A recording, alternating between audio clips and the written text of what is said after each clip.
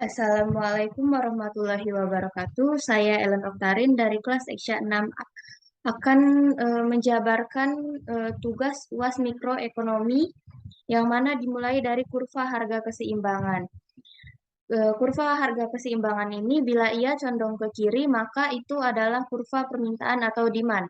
Dan bila ia condong ke kanan maka ia adalah kurva supply atau kurva penawaran. Kita mulai dari titik E. Titik E merupakan titik equilibrium atau harga keseimbangan pasar. Lalu titik T merupakan titik pertemuan dari supply supply yang tetap dan demand yang naik, maka menyebabkan harga naik. Contohnya saat Ramadan, jumlah beras yang ditawarkan sama oleh para petani, namun yang diminta itu meningkat atau naik, maka harga menjadi lebih mahal. Lalu titik yang kedua yaitu titik U, yang mana di titik U ini supply-nya naik, lalu demand-nya naik, yang mana bila dicontohkan yaitu suatu makanan sedang digandrungi masyarakat dan membuka cabang di mana-mana, lalu menyebabkan harga ini meningkat karena permintaan yang sedang meningkat itulah. Lalu titik U yaitu yang mana supply-nya naik dan demand-nya tetap, menyebabkan harga menjadi turun. Contohnya saat musim buah, stok buah yang ditawarkan oleh petani itu meningkat, namun permintaan yang dilakukan oleh konsumen itu tetap sama. Maka menyebabkan harganya itu akan turun. Lalu titik yang keempat yaitu titik W. Titik W ini yang mana supply-nya itu meningkat, namun demand-nya ini atau harganya ini turun. Contohnya yaitu saat penjualan sedang tinggi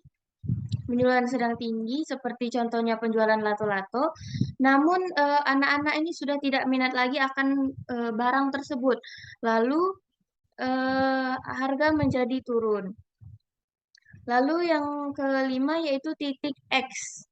Titik titik X yaitu yang mana di pada titik X ini supply-nya itu tetap, namun demand-nya ini turun.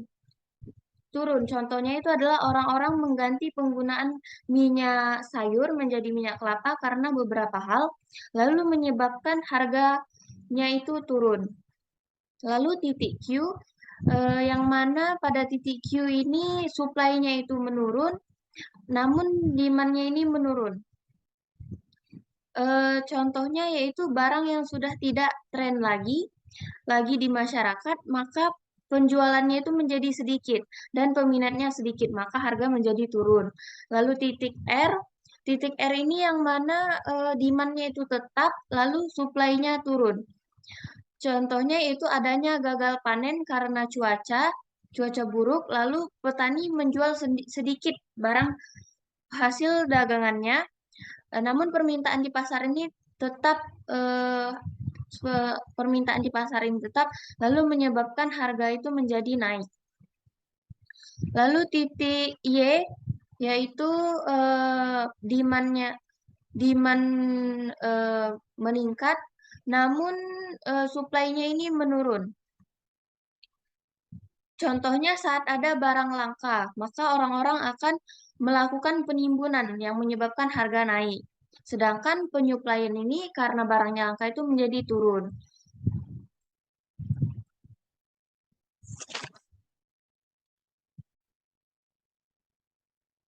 Lalu lanjut ke soal nomor 2, yaitu perbedaan tadlis dan tahrir beserta contoh-contohnya. Tadlis ini yaitu berarti atau dalam bahasa Inggris itu uncertain to one party atau kesalahan yang hanya diketahui salah satu pihak saja. Tadlis dan tahrir ini dapat dilihat dari 4 sisi. Nah, dari yang pertama untuk tadlis itu dari sisi kuantitas, quality, harga dan waktu penyerahan. Contohnya yaitu jika dari segi kuantitas itu eh, contohnya timbangan, kecurangan pada timbangan yang hanya diketahui oleh pedagang saja. Lalu dari segi kualitas yaitu misal kita belanja online eh, dikatakan bahwa barang itu bagus, namun saat sampai di tangan kita ternyata barangnya itu tidak sesuai atau jelek.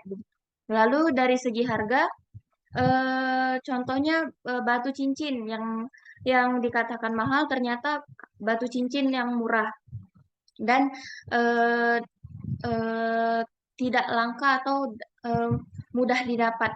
Lalu waktu penyerahan, contohnya jika kita membeli atau menempah pakaian di penjahit, lalu lalu penyerahan waktu atau penyerahan barangnya itu lama dan tidak sesuai perkataan penjahit atau hanya diketahui oleh penjahit kapan barang itu akan jadi atau akan diserahkan.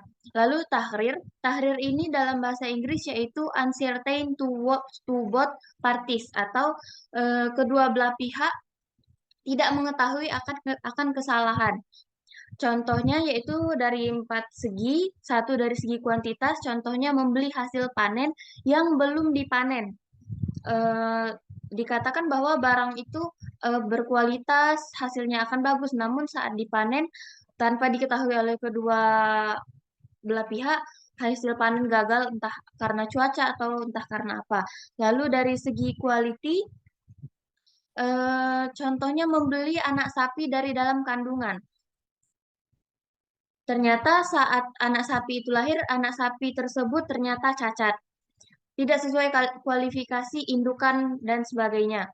Lalu ya dari segi harga, contoh dari segi harga yaitu perkreditan. Tidak adanya ketentuan lengkap mengenai perkreditan ini, lalu maka pada saat ingin melakukan pelunasan, eh, maka kedua pihak ini kebingungan ingin menetapkan harga yang mana. Lalu contoh tahrir dari segi waktu penyerahan yaitu contohnya pembelian dan penjualan terhadap barang hilang. Contohnya motor yang hilang itu dijualkan dijual oleh pemilik motor, namun kedua belah pihak tidak mengetahui akan kapan motor ini akan diserahkan. Itu saja jawaban dari UAS dari saya. Terima kasih atas perhatiannya. Wassalamualaikum warahmatullahi wabarakatuh.